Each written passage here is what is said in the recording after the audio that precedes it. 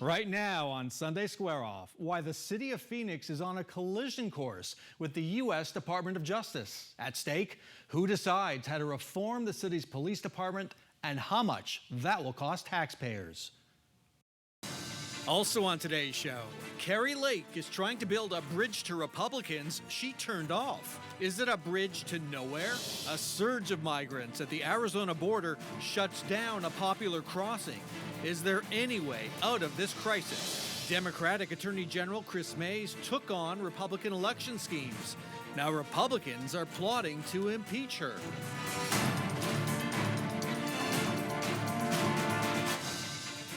Nobody signs a contract without reading the contract. We need to know what your findings are. We need to make sure that they're accurate and factual. So it doesn't make sense to me. We start with the city of Phoenix versus the U.S. Department of Justice. That was City Councilwoman Ann O'Brien explaining why she and others don't want the city to enter into a consent decree with the DOJ that would hand oversight of police reforms to an outside monitor. The DOJ investigation of Phoenix PD is now in its third year. The question now is not just when the investigation will end, but how it will end. Joining us to explain what's happening and why is Taylor Seeley. She's City Hall reporter for the Arizona Republic. Welcome to Square Off. Thank you for having me. This has been going on so long, I think a lot of people have forgotten. Why are they investigating the Phoenix Police Department? Give us the bullet points for what the DOJ is looking at. Yeah, the Department of Justice launched their investigation into the police department in August of 2021. And so we have been going on, like you said, we're in the third year of this investigation. They promised to look into use of force. They promised to look into how police officers were interacting with people experiencing homelessness, people who are protesting, and people with disabilities. And is there any sign this investigation is near an end? There is some indication that we could be nearing the end. The Department of Justice has met with City Manager Jeff Barton and the interim police chief in early November. They were also scheduled to meet with the mayor, Kate Gallego, in early November, but the scheduling for that fell through. The reasoning is not yet clear. But typically, when these investigations conclude, they have interviews with high-ranking city officials. And so for that reason, I think many people are anticipating a conclusion soon. So the Gallego interview might still be hanging out there. We just don't know. Right. So at the end of the investigations, what typically happens is there's a consent decree. We're going to be talking about that a lot today. What is a consent decree? A consent decree is an agreement between two parties, the Justice Department and the jurisdiction, so in this case, the city of Phoenix. It's enforced by a court, and typically there's an independent monitor where the Department of Justice wants certain reforms, certain changes to ensure that the way that police officers are policing is constitutional and not violating individuals' civil rights. And then that independent monitor is there to oversee the process and ensure that those changes are being implemented. So there is a pressure campaign going on right now. It's been going on, I think, since October. You have council members like Ann O'Brien, who we just heard, Phoenix police unions, Republican lawmakers at the Capitol are getting involved. There's going to be a hearing, I think, in 2 weeks. What's their argument against the city of Phoenix entering into a consent decree? I think the most important argument that they make is that they don't want other outside agencies controlling when and how the Phoenix Police Department changes and reforms. And so their argument is that this is going to add bureaucracy, it's going to slow progress, and they also say, the police department has made reforms and they're doing a good job, and they don't feel like additional oversight, especially from a federal government, is going to improve that. And to be clear, the Phoenix City Council is going to have to vote. All 9 members are going to have to vote on this, I would think a public vote, on whether to enter a consent decree, correct? So there's some attempts here to sway votes. Yeah, the best practice would be for the city manager, Jeff Barton, to ask the council in a public vote whether or not to enter into that consent decree. And that is something that's slightly different from other cities. Phoenix, Arizona, our cities have a council manager form of government where we don't have a strong mayor form of government. Mayor Kate Gallego doesn't decide unilaterally what to do in this situation, whereas other cities, that's the case. So yeah, this is kind of unusual for the DOJ. Correct.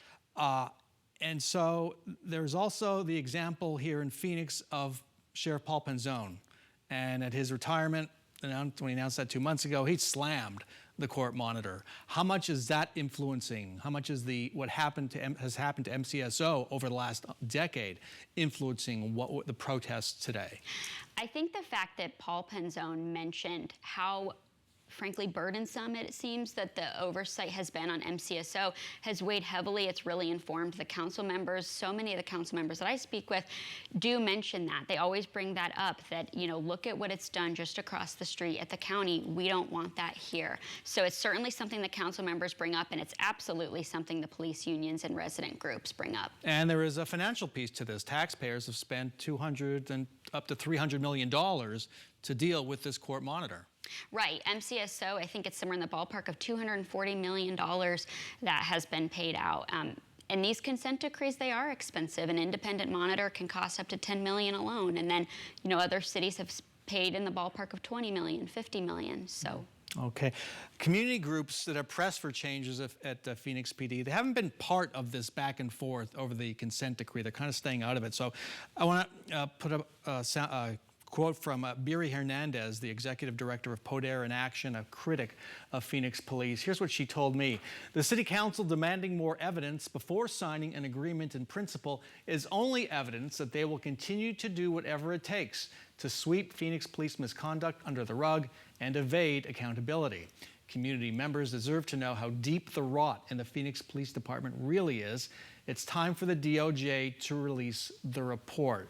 She just wants the report to be made public. It's unclear, to me at least, where she stands on this consent decree. Right, and that's something I think has been really interesting too. I felt like they were also quieter than I might have expected, but I did reach out to Poder, and I think there is even some hesitation on their end of entering into a consent decree because, like we discussed, these are expensive. It typically means more money going into policing, and that's not something they necessarily support. So while they want reforms that where the money is probably diverted to other programs. And so here's the detail. What the city wants, I think including Mayor Kate Gallego, they want to see this report, the findings, before it's released to the public, I think 24 to 48 hours before. And they've been rejected by the DOJ. The DOJ just doesn't do that, correct? They have been rejected twice by the DOJ, and they asked October of 2022, they were rejected. They asked October of 2023, they were rejected. The DOJ's stance is that's not our policy. We're not going to change our policy. So as things stand right now, my impression is we're all going to wake up one morning and there's going to be a DOJ news conference at 10 o'clock, maybe with Attorney General Merrick Garland, and he's going to announce these findings against the City of Phoenix and the City of Phoenix Police Department. And all the folks here in Phoenix are going to have to just react to it. Is that how it's going to come down? I mean, that is fully what I am expecting. I think I wake up every morning a little scared, checking my phone. Is it happening? Is it happening? Is it going to happen on a day I have off? So it's fully what I'm expecting. You know, the only way they get around that is perhaps if they change their mind and they sign what's known as an agreement in principle, which is, you know, a contract to say, yes, we're going to negotiate in good faith towards a consent decree, but they don't want to do that. And if they refuse to sign a consent decree, the DOJ can take them to court, and that could cost a lot of money too. They can, and they likely will take them to court. The Department of Justice and some of its civil rights reports of its own have made very clear that they are not afraid to litigate to get what they want. All right, Taylor Seeley, great insights. Thanks so much for joining us. Thank you. You can see all of our Sunday Square Off coverage on 12news.com or on our YouTube channel. Go to 12news.com/YouTube. When we come back, our political insiders step in. Carrie Lake's reaching out to fellow Republicans who refused to vote for her in last year's governor's race. How's that working out? But first, the stories we're watching this week. Who will tackle the crisis at the Arizona border?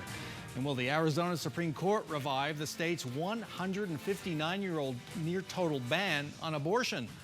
Stay with us.